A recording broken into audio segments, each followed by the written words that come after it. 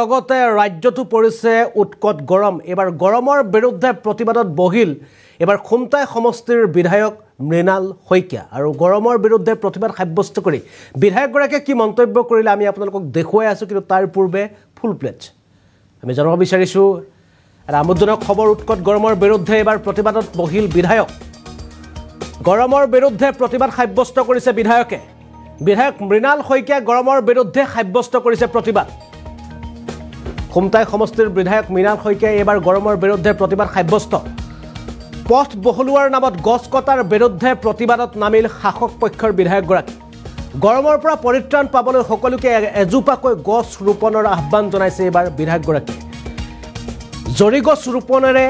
গৰমৰ বিৰুদ্ধে প্ৰতিবাদ সাব্যস্ত কৰিবলৈ আহ্বান জনাইছে এবাৰ বিধায়কগৰাকীয়ে আমি জনাইছোঁ এটা বিশেষ খবৰ এবাৰ খুমটাই সমষ্টিৰ বিধায়ক মৃণাল শইকীয়াই এবাৰ উৎকট গৰমৰ বিৰুদ্ধে প্ৰতিবাদ সাব্যস্ত কৰিছে অৰ্থাৎ জনতালৈ তেওঁ আহ্বান জনাইছে যে প্ৰতিগৰাকী লোকে এই গৰমৰ পৰা পৰিত্ৰাণ পাবৰ কাৰণে আপোনালোকে এজোপাকৈ জৰি গছ ৰোপণ কৰক আৰু গছ ৰোপণ কৰি আপোনালোকে গৰমৰ বিৰুদ্ধে প্ৰতিবাদ সাব্যস্ত কৰিবৰ কাৰণে জনতাক আহ্বান জনাইছে আৰু বিধায়কগৰাকী নিজেও আজি গৰমৰ বিৰুদ্ধে প্ৰতিবাদ সাব্যস্ত কৰিছে আৰু অসমৰ জনতাকো গৰমৰ বিৰুদ্ধে প্ৰতিবাদ সাব্যস্ত কৰিবৰ কাৰণে অভিনৱ পন্থাৰে গৰমৰ বিৰুদ্ধে প্ৰতিবাদ সাব্যস্ত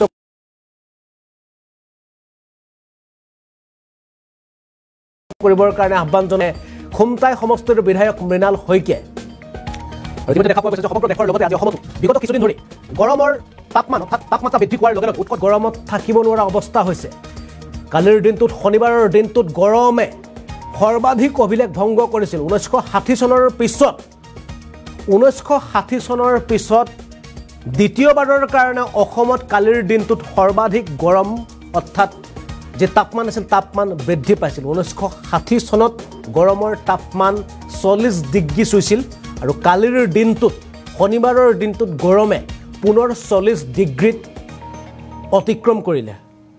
আৰু সেই অৱস্থাত দেখা পোৱা গৈছিল যে ৰাজ্যৰ সকলোফালে জনতাৰ হাহাকাৰ অৱস্থা হৈছে এই গৰমক লৈ আৰু এই গৰমৰ হাহাকাৰ অৱস্থা চলি থকাৰ মাজতে এবাৰ খুমটাই সমষ্টিৰ বিধায়ক মৃণাল শইকীয়াই এক অভিনৱ পন্থা হাতত লৈছে গৰমৰ বিৰুদ্ধে প্ৰতিবাদ সাব্যস্ত কৰিছে লগতে অসমৰ জনতাকো গৰমৰ বিৰুদ্ধে প্ৰতিবাদ সাব্যস্ত কৰিবলৈ আহ্বান জনালে লগতে গৰমৰ বিৰুদ্ধে প্ৰতিবাদ সাব্যস্ত কৰি অসমৰ জনতাক কি ব্যৱস্থা হাতত ল'বলৈ তেওঁ জনালে এবাৰ তেখেতৰ মন্তব্য আপোনালোকক দেখুৱাবলৈ চেষ্টা কৰিছোঁ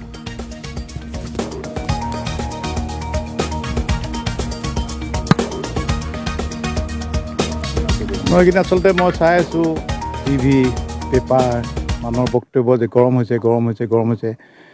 কিন্তু এটা কথা নাভাবে যে কোনে ঠাণ্ডা কৰি দিব সেইকাৰণে আজি মই গৰমৰ বিৰুদ্ধে প্ৰতিবাদ কৰিছোঁ কি কৰিছোঁ এটা গছ পুলি ৰুই পেলাই আজি গৰমৰ বিৰুদ্ধে আমি কেইজনমান মানুহ মিলি যুৱক মিলি পেলাই প্ৰতিবাদ কৰিছোঁ এটা জৰি গছৰ গছ পুলি ৰুই পেলাই যে আমি আজি ইমান নোহোৱা নোপোজা কাম হৈ গৈছে বিজ্ঞানৰ যোগেদি গোটেই হেৰিত পৃথিৱীতে আজি অসমখনত আমি ঠাণ্ডা কৰিব নোৱাৰণে অহা বছৰলৈ গৰম কমাই দিব নোৱাৰণে বা 5 বছৰৰ পাছত 10 বছৰৰ পাছত গৰম কমাই দিব নোৱাৰণে কি কৰিব লাগে একোতো ডাঙৰ কাম নহয় আজি 1 কোটি মানুহে যদি ওলাই আহি এজোপা গছ ৰুৱে সেই গছজোপা যদি প্ৰতিপালন কৰে গছবিলাক ডাঙৰ হ'ব গৰম নোহোৱা হ'ব বৰষুণ বাঢ়ি আহিব সেইকাৰণে গৰমৰ বিৰুদ্ধে মই প্ৰতিবাদ কৰিছোঁ সকলোৰে বিৰুদ্ধে প্ৰতিবাদ কৰে মই আজি আমি কেইজনমান যুৱক মিলি পেলাই গৰমৰ বিৰুদ্ধে প্ৰতিবাদ কৰিছোঁ এটা গছ পুলি ৰুই আৰু মই ৰাইজক আহ্বান জনাম যে সকলোৱে প্ৰতিবাদ কৰক খালি গৰম হৈছে বুলি বেলেগক দোষাৰোপ কৰি পেলাই যাতে ঘৰত সোমাই নাথাকে সকলো ওলাই আহক বা এটা পৰিয়ালে এজোপা কোনোবা স্থান নিৰ্বাচন কৰি আৰু পাৰিলে ডাঙৰ গছ ৰুওক বৰগছ জৰি গছ আম গছ এইবিলাকৰ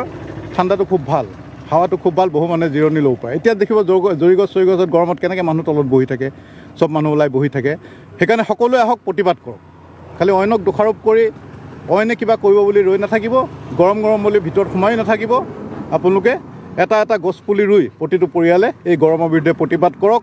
আৰু এই প্ৰতিবাদে ফল ধৰিব যোৱা বছৰ অমৃত বৃক্ষ অভিযানৰ জৰিয়তে 1 কোটি গছ পুলি ৰোপণ কৰিছিল চৰকাৰে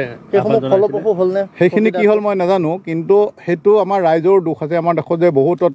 মই নিজে ভুক্তভোগী যে গছ পুলি ৰুই আহক ঘৰৰ মানুহ কাৰোবাৰ ঘৰৰ আগত যিটো ঘৰৰ আগত মই কোনোদিন সেই গছজোপাত ছাঁত নৰগে সেই মানুহ ঘৰে ৰুব কিন্তু তেখেতসকলে নাভাবে যে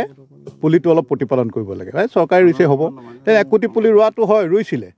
কিন্তু তাৰ 50 লাখো পুলি যদি বাচে তেতিয়া বহুত মানে ভাল কথা হ'ব মই পাতিছিলোঁ এটা প্ৰতিযোগিতা প্ৰতিযোগিতা 1 বছৰ পাৰ হ'ল। আমি 5 তাৰিখে আকৌ পুৰস্কাৰ দিম। আমি দ্বিতীয় পৰ্যায়ৰ পুৰস্কাৰটো দিম। আৰু মই যিমান পুলি ৰুইছিলোঁ সেইখিনি চব ৰেকৰ্ডত আছে। আমাৰ বিচাৰকসকলে ৰাখিছে 90% পুলি মোক বিচাৰকসকলে কৈছে যে 90% পুলি বাচিছে এবছৰৰ আগত ৰোৱা পুলি আৰু ডাঙৰ হৈছে। কিন্তু অমিত বৃক্ষ অভিযানৰ যিসমূহ চৰকাৰী ধন খৰাত হ'ল বুলি কৈছে যে কোনো ফলপ্ৰসূ নহ'ল বুলি অভিযোগ এটা। চৰকাৰ ধন বেছিভাগ এনেকুৱা হয় কেলে মানুহ চৰকাৰী বুলি ক'লে অলপ নেগলেক্ট কৰি দিয়ে। চৰকাৰ বস্তু চৰকাৰে চাব এনেকুৱা ধৰণৰ। এই মানুহখিনিক আমি চৰকাৰৰ লগত আচলতে একাত্ম কৰিব পাৰিব লাগিব যে চৰকাৰৰ ধন যে আমাৰে ধন, সেই বস্তুটো যেতিয়া মানুহক আমি দিব পাৰিম অন্তৰৰ পৰা যে আমাৰ ধন খৰচ কৰি গছখিনি ৰোৱা হৈছে, তেতিয়া কিন্তু ফল ধৰিব। আজি কি বিভিন্ন সময়ত আপোনাৰ দেখা যায় যে প্ৰকৃতিৰ কাৰণে কিবা না কিবি আপুনি মানে কাৰ্যসূচী গ্ৰহণ কৰি আহিছে। তেনে সময়তে গোলাঘাটত কিন্তু দেখা গৈছে যে উন্নয়নৰ নামত কিন্তু মানে গছ মানে কাটি তহিলং কৰিছে। কেৱল গোলাঘাট বুলিয়ে নহয়, সকলোতে উন্নয়নৰ নামত গছ কাটিছে। বিশেষকৈ ৰাস্তা যে বহল নামত গছ কাটে, সেইটো ভাবোঁ যে মই ৰাস্তাৰ মাজত গছ হ'লেও থাকিবলৈ দিব লাগে। য'ত গছ আছে তাত ষ্টিকাৰ লগাই দিব লাগে, ৰঙা ৰঙাইটো যিটো কিনাৰত লগায়, যে য'ত গছ আছে তাত শ্ল'কৈ যাব, তাত ৰাস্তাটো অকণ সৰু হ'ব। ইমানটো স্পীডত মানুহবিলাক ক'ত ঘূৰি ফুৰে? বেছিভাগ মানুহ এনেই ঘূৰি ফুৰে। অফিচত অহা মানুহখিনিৰ বাহিৰে, স্কুলত অহা ল'ৰা ছোৱালীখিনিৰ বাহিৰে বেছিভাগ মানুহ হ'ল এনেই ঘূৰি ফুৰা মানুহ। এই ফুৰিবলৈ যাওঁ, এই ৰেষ্টুৰেণ্টত চাহ খাবলৈ যাওঁ, এই পিকনিক খাবলৈ যাওঁ, সেইকাৰণে শ্ল'কৈ যাব আৰু এক্সিডেণ্টটো কমিব। আৰু গছডাল মাজত ৰাস্তাৰ মাজত থাকিলে গছটো একো দেখিবলৈ ধুনীয়া হ'ব। এটা এক্সেপশ্যনেল কাম হ'ব যে অসমত ৰাস্তাৰ মাজতো গছ আছে। মোৰতো চৰকাৰক সেইটোৱেই মোৰ মানে উপদেশ বুলি ধৰিব পাৰে যে বহল কৰিলেও যাতে ডাঙৰ ডাঙৰ যিবিলাক সৰু গছ বেলেগ কথা, যিবিলাক 100 বছৰীয়া গছ, 200 বছৰীয়া গছ, সেইখিনি ৰাখি দিব লাগে যেনেকৈ আছে। কিনাৰেদি লৈ গ'লে হ'ল, দুই চাইডে মাজত গছ বোলে, দুই চাইডে ডিভাইডাৰ কাম হ'ল। আজি কি গছ পুলি ৰোপণ কৰিছে? আজি জৰি গছৰ পুলি এটা ৰোপণ কৰিছোঁ। আৰু এবছৰৰ পাছত মই আপোনালোকক আহ্বান জনাইছোঁ, নিজে আহি পেলাই গছপুলিটো এবাৰ ফটো দি পেলাই ৰাইজক দেখাব যে এবছৰ আগতে এইটো গছপুলি ৰোপণ কৰিছিলে। আজি কেইদিনমানৰ আগত আপুনি পোষ্ট দিছিলে যে কেইগৰাকীমান ছোৱালীয়ে ইতিমধ্যে গছপুলি ৰোপণ কৰি যথেষ্ট ডাঙৰ কৰিছে। সেইটোৱে গছপুলি ৰুই ডাঙৰ হোৱাৰ যিটো আনন্দ দেখিলে, সেই আনন্দটো আচলতে গছপুলি ৰোৱা মানুহজনে অনুভৱ কৰিব পাৰে। যেতিয়া দেখিব যে মই গছপুলি এটা ৰুইছিলোঁ, তাৰ তলত বাটৰুৱা আহি জিৰাইছে, কিমান মনটো ভাল লাগে।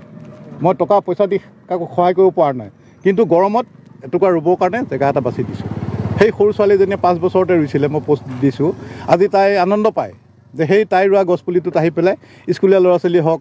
কোনোবা বেপাৰীয়েই হওক, কোনোবা মানুহ আহি গধূলি দুপৰীয়া আবেলি তাত ৰৈ পেলাই এটা জিৰায়। আৰু এইবাৰ মানুহে উপলব্ধি কৰিছে গছৰ, দেখিছোঁ মূল্যটো এইবাৰ বেছি উপলব্ধি কৰা যেন মোৰ লাগিছে।